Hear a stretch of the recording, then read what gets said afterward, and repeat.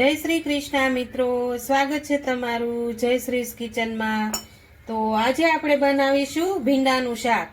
તો જે આપણે ભરેલા ભીંડાનું શાક બનાવીએ છીએ તો ભરવાની ઝંઝટ વગર આજે આપણે ભીંડાનું શાક બનાવીશું। તો જો આ રીતનો આપણે એકદમ સરસ કૂણો ભીંડો આવે, આ રીતનો આપણે ભીંડો લઈએ અને એકદમ સરસ રીતે તૂટી જાય તે રીતનો આપણે ભીંડાને પસંદ કરવાનો છે। તો અહીંયા મેં પહેલા સારોથી ધોઈ લીધો છે અને કોટનના કપડાથી સાફ કરી લીધો છે।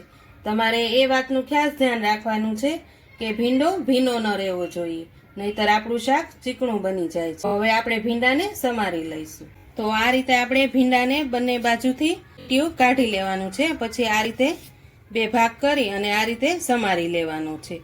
અંદરથી બગડેલો ભીંડો ન હોય તે તમારે ખાસ વાતનું ધ્યાન રાખવાનું છે। આ રીતે આપણે બધો જ ભીંડો સમારી લઈશું। તો અહીંયા આપણે બધા જ ભીંડાનું એકદમ સરસ રીતે કટિંગ કરી લીધું છે। હવે આપણે ભીંડાને તળવાનો છે। તો તળવા માટે આપણે તેલ ગરમ કરવા મૂકી દઈશું। તો અહીંયા ભીંડો તળવા માટે આપણે તેલ ગરમ કરવા મૂકી દીધું છે। તેલ ગરમ થાય પછી આપણે ભીંડાને તળી લઈશું। તો અહીંયા આપણું તેલ એકદમ સરસ ગરમ થઈ ગયું છે। હવે આપણે બધા જ ભીંડાને આમાં એડ કરી દઈશું। આ રીતે આપણે ભીંડાને તળી લેવાનો છે।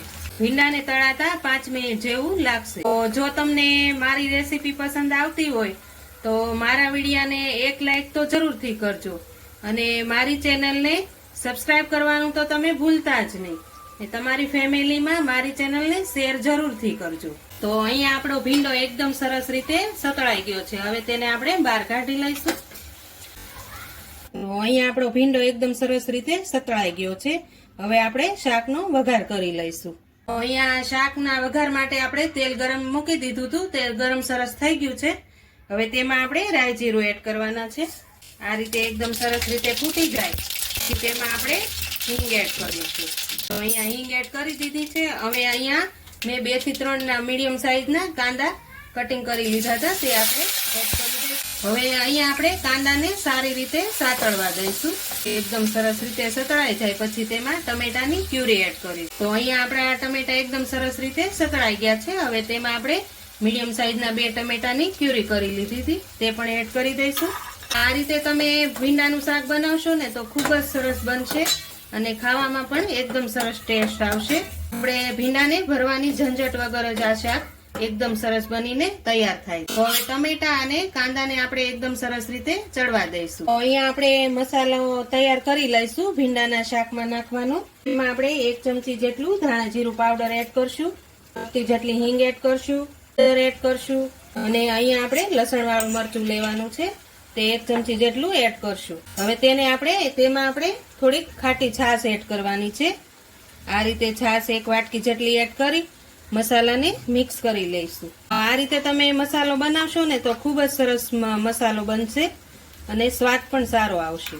તો આ રીતે આપણે બધા જ મસાલાને સારી રીતે મિક્સ કરી લેવાનું છે। તો અહીંયા કાંદા અને ટમેટાની ગ્રેવી એકદમ સરસ રીતે ચડી ગઈ છે। હવે તેમાં આપણે 2 ચમચી જેટલો સિંગનો ભૂકો એડ કરશું। આપણી ગ્રેવી એકદમ સરસ રીતે ઘટ બનશે। તો આ રીતે સિંગનો ભૂકો એડ કરી સારી રીતે મિક્સ કરી લઈશું। હવે તેમાં જે આપણે છાશનો મસાલો બનાવ્યો હતો તે આપણે આમાં એડ કરી દેવાનો છે। આ રીતે તેને સારી રીતે આપણે મિક્સ કરી લઈશું।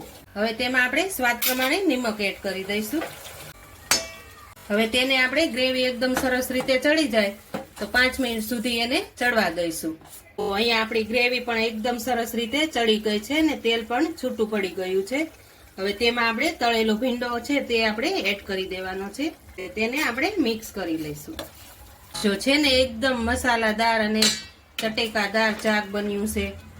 આ રીતે જો તમે બનાવશો ને શાક તો ખાવાની ખૂબ જ મજા પડી જાય। 2 રોટલી ખાતા હશો ને તો તેની જગ્યાએ તમે 4 રોટલી ખાઈ જશો, તેવું સરસ આ શાક બનીને તૈયાર થાય। તો અહીંયા આપણું શાક એકદમ સરસ રીતે ચડી ગયું છે। હવે આપણે ગેસ બંધ કરી દઈશું। તો જો તમને મારી આ આજની રેસીપી પસંદ આવી હોય તો મારા વિડીયોને લાઈક કરજો, વધુમાં વધુ શેર કરજો અને હજુ સુધી સબસ્ક્રાઇબ ન કરી હોય તો પ્લીઝ સબસ્ક્રાઇબ કરવાનું ભૂલતા નહીં અને કોમેન્ટમાં લખજો કે તમને મસાલા ભીંડાનું શાક કેવું લાગ્યું।